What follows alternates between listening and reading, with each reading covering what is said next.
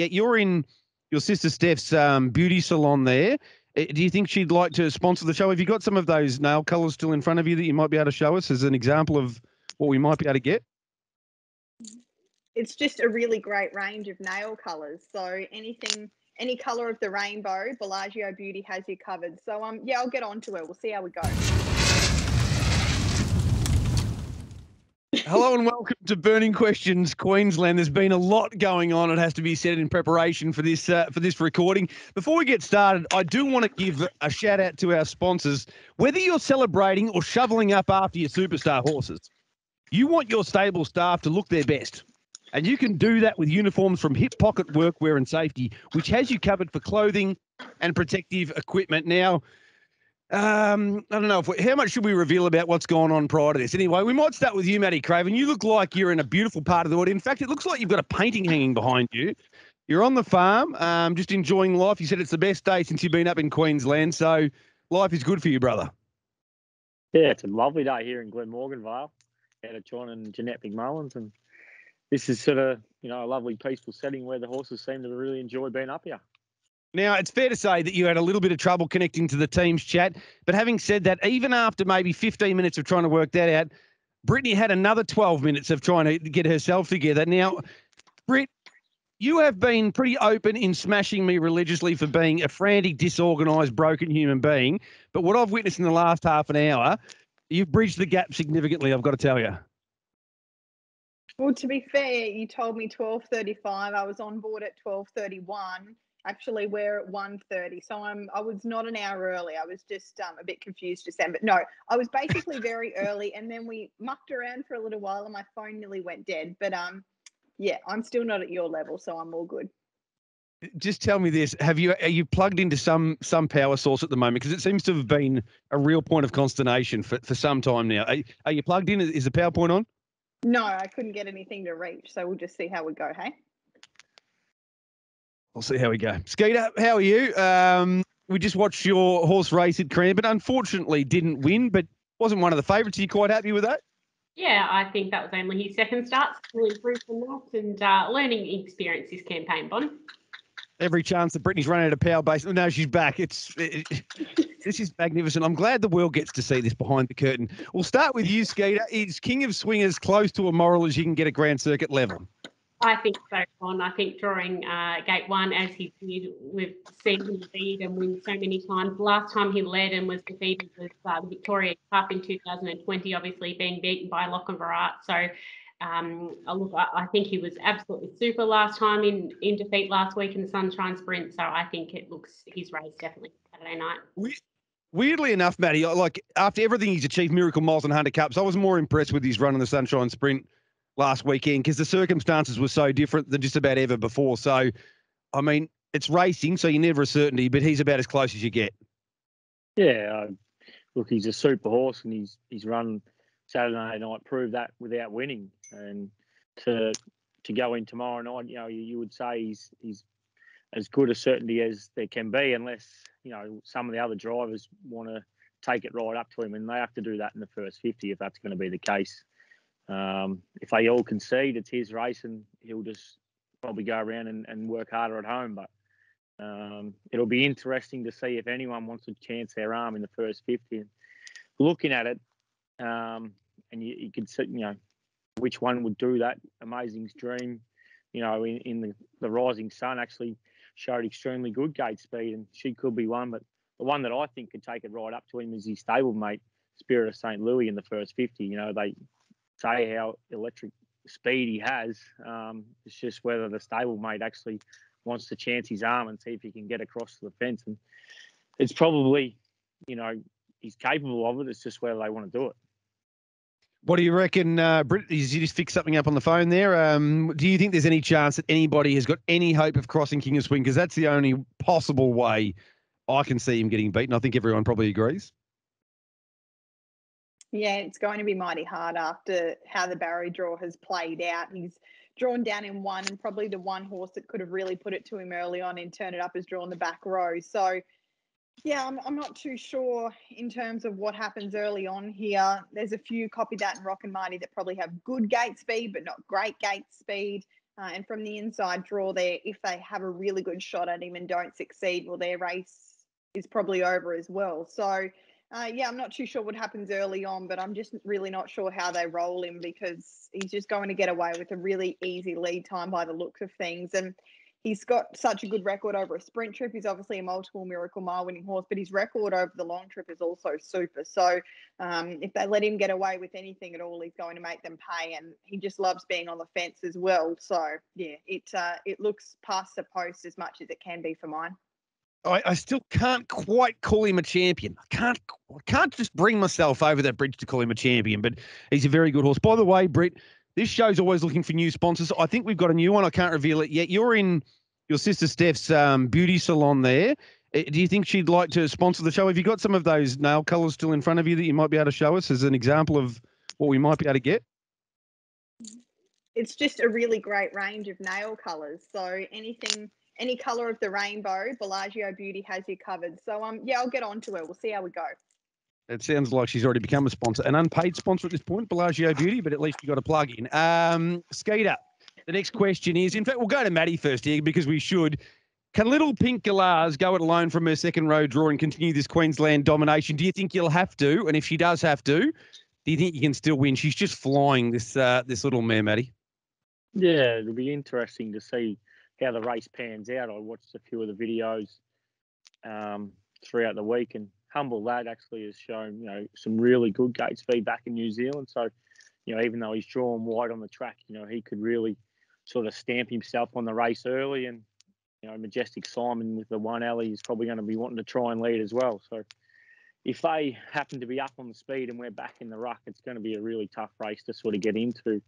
But it'll be interesting. I mean, she's done such a great job throughout the series, and this was her main aim, coming to Queensland. So I'm hoping she's come through these runs and still, probably hopefully finding her peak this week. But she'll have to be very, very good to be, doing what she's done in the last 3 weeks again this week. She is very, very good, though, isn't she? Well, she is, and I wouldn't be swapping her, that's for sure. Interestingly, I don't know if you saw that poll I put on Twitter, but the drag race between she and Majestuoso over 200 metres, well, the public are with little Pink Galahs. I think she got 57.4% of the respondent vote. I spoke to Jimmy Herberton before in the Victorian edition of Burning Questions and said he was identifying as a Latina woman. Well, Brittany Graham was identifying as a black screen for about 2 minutes before, but that's okay. She's back with us now to respond to this. Pink Galahs, if she needs to go it alone here, is she good enough to win? This is her main aim, as Maddie said, all the way through. Yeah, absolutely. Sorry, guys, not having the best luck with my internet today, but we'll see how we go from here on out. But no, I was really, really impressed with what she did last week. And I just went black again, didn't I? Let me start that one more time. Glenmorganville's not too far from Fernvale, but it's doing a much better job when it comes to the Wi-Fi networks at the moment. But no, I'm so impressed with what Pink Galahs did last week, and the fact that mobile conditions seem to suit her even better than the stand conditions do certainly is a little bit probably concerning for her main rivals. In saying that, a few of the higher assessed trotters that were maybe off 30 metres when she were off 20 now are on sort of equal playing terms. So yeah, my probably one concern is I'm not sure who her track into the race is this week. And I know that she had a really good track into the race, probably to the 700 or the 600 last week, and then she still had to go it alone. So it wasn't like she had a toe right into proceedings. But yeah, those off there is a bit of gate speed, which is promising, but no doubt Anthony Butt will know that he'll have to get her going at some point in time. So I'm just not sure who that card is into the race this week, but maybe Maddie can just put them to the sword at the 600 like he did last time out and make it a one-horse race. Did you happen to vote in that poll, Brittany, between Pink Galahs and Majestuoso, quickest over 200 metres? No, I probably should have, though, now that you've asked me that question, huh? But you didn't follow me on Twitter for a long time, so I just must have missed that one. Yeah, no, I knew. I was just going to reference that's why you don't vote in my polls, because I forgot to follow you on Twitter for 2.5 years. Skeeter, what are your thoughts? Pink Galahs, will she be good enough even if adverse circumstances are confronted? Look, I think she can be, Bond. She's obviously been enjoying her Queensland holiday along with Maddie, and she can just sustain that sprint for such a long period. It's not just a 100 or 200 metre sprint. She can sustain that, and that is what we saw on Saturday night. So Look, she's going to have to be very, very good because you obviously have Tough Monarch, Humble Lads racing really well. There's some really nice horses in the race, but I think if there is a little bit of speed on early, absolutely she can be coming with one run and get over the top of them. I think she can. It's going to be a great clash. I think Tough Monarch's the only realistic danger, to be honest. Maddie, we start with you again. The question's about Bondi Lockdown, but you've got a big role to play here. Will Bondi Lockdown hold or hand in the Derby? Now, Lamandier, I think you've got a pretty good opinion of him. He's big odds. He's also got gate speed. What do you see happening in the first 200 or 300 metres? Yeah, well, Amanda Turnbull will take the drive on him, and he's been difficult at best with a few of his lead-up runs, and you've seen him over-racing those. And she might not have a choice as to what happens at the start. If he really switches on and wants to run, she might just have to go with him. And probably the thing with Bondi Lockdown, some of his best runs have been in front, so I'm sure they'll want to be holding up if they can. But he also has been a little bit funny out of the gate as well. So the one hole may be a little bit tricky for him, and it'll be very interesting. But as far as the Lamandier goes, I'll just leave that entirely up to Amanda what she wants to do.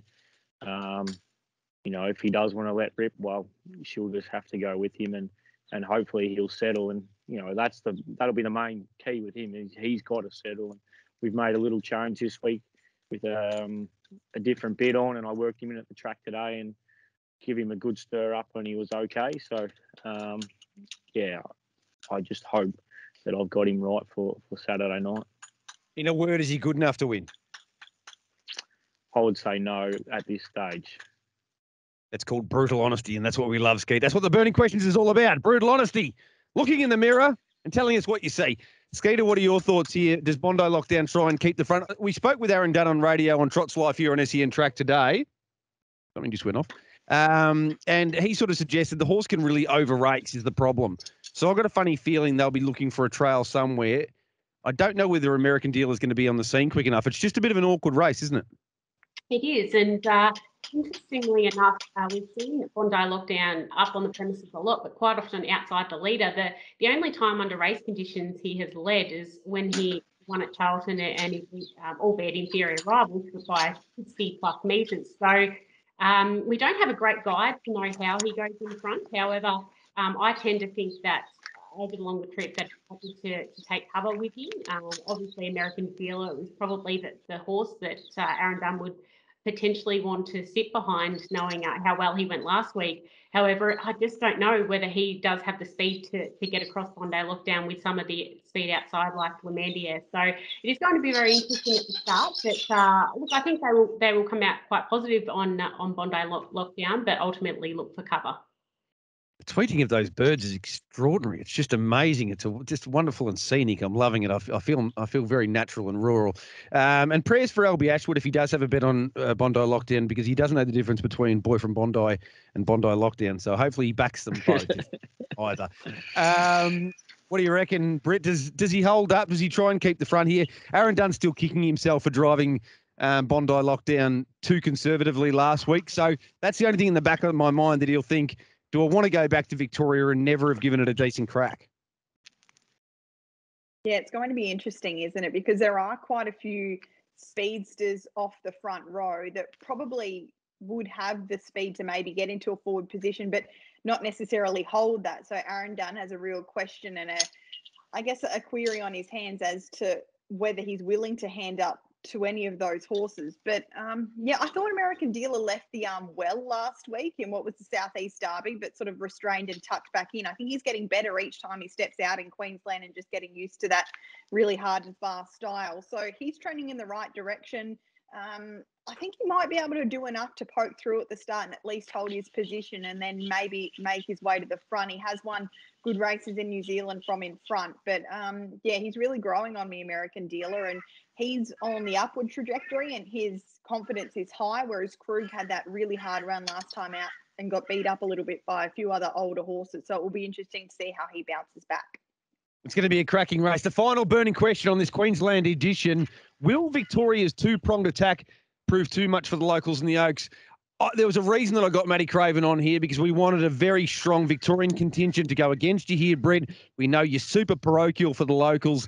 We'll start with you. Can any of the locals beat Soho Broadway in moments like these? Well, I'm tipping Soho Broadway, so there you go. You've written me off too early here. Yes, I know, and you know what will happen now. But no, she was really, really good last week in defeat.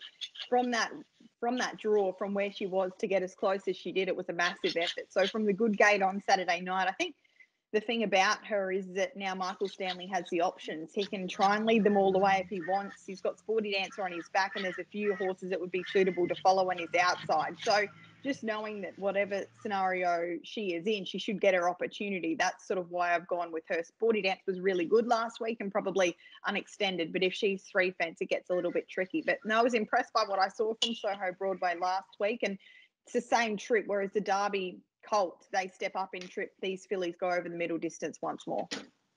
Maddie, I think what last week confirmed is what we've known for a while, that these Victorian fillies are coming from the strongest group of 2- and 3-year-old fillies I think we've seen in more than 10 years, maybe more than 20 years. So even though Soho Broadway in moments like these aren't up there with your ladies in red and Tough Tilly, they're very, very good fillies, and I think both of them are going to be hard to beat on Saturday night. Yeah, the group of these 3-year-old fillies was just an amazing crop, and we've seen that they were probably even a few lengths better than the boys last year. And I think coming into the spring and the summer, you'll see some pretty strong four lines coming from that 2-year-old racing for these 3-year-old fillies. And I think from the draw, Soho Broadway is going to take a power of beating, but Sporty Dancer sitting on her back could be the blowout. I wouldn't say she's a blowout, but the one to beat her, that's for sure. It's a weird situation, Skeeter. I actually think moments like these is probably a slightly better filly than Soho Broadway, but the draw makes a big difference. It does. I thought they were both excellent on Saturday night, Soho Broadway, and moments like these. Obviously, didn't have a whole heap go their way from the draws, but they were both really excellent runs. So Soho Broadway, we know she's got good gate speed. We have seen it down here a few times when Mick Stanley has asked her. So I suspect, just knowing Mick Stanley a little bit, and we have spoken to him about his tactics. I think it may have even been with Soho Broadway on Burning Questions, and he said he was going to hold the lead. So look, I think that will be the case. And that one very small query, Sporty Dancer on his back, obviously winning from the same position recently. So that is a bit of a query, but I think she was going really well, and Mick gets his horses for races so well. So I think she's a fantastic winning chance, Soho Broadway, probably just over moments like these given the draws. All right, it's best bet time. Brittany, I've always held your professionalism in the highest esteem, but the way you were behaving before we got on air and what you've been able to do since the camera started rolling, it's a credit to you and your family. I don't know if you want to show us the pajama bottoms that you're wearing as well. We wouldn't. No, that's okay. We're not going to get a look at those. But regardless of that, who's your best on Saturday night at Albion Park? Thought that was a circle of trust. Apparently not. I'll note that for future reference. Race 10, number 1, Ahoka Chopper on Saturday night. Hopefully we'll build to bank through the feature races, and he can get the job done in the last. So that's my best on Saturday. If you want it vaulted, you asked for it to be vaulted prior to the revelation. That's just for future reference. Maddie, who's your best on the card? Yeah, I found the card really tough to find a standout. I thought Soho Broadway and Sporty Dancer, to run 1-2. And I also thought Alma's Image drawn back to the pole mark and on the fence, I think, could run a really nice race from there. I'm going to go as my best bet, the horse that Albie Ashwood calls Kirk. I know that he had a tough run last week, but I just think Kirk can bounce back. Krug. Skeeter, your best? Or is it Krug? It's like Grug, the old picture books for the kids. What do you reckon, Skeeter? Best? I'm sticking with the Victorians and going with Soho Broadway. Hopefully, I think she will be able to lead and get the job done for the Victorians in the Oaks. Appreciate your time, Maddie. I am the FOMO is quite enormous looking at that scene behind you and the fact that you're up where I wish I could be right now. Good luck on the weekend, brother. Thank you very much. Well done, Brittany. You're an absolute superstar, and the ability to maintain composure under adverse circumstances. You're a special human. Well done.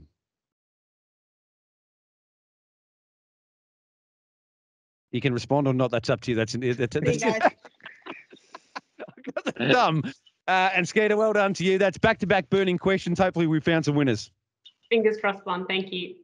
Sponsored by Hip Pocket Workwear and also the jacket here by Men's Club, who's another sponsor at Harness Racing Victoria. So hopefully you've enjoyed that. Signing off for the Queensland edition of Burning Questions, heading in to the climax of their carnival, the Blacks are Fake, on Saturday night.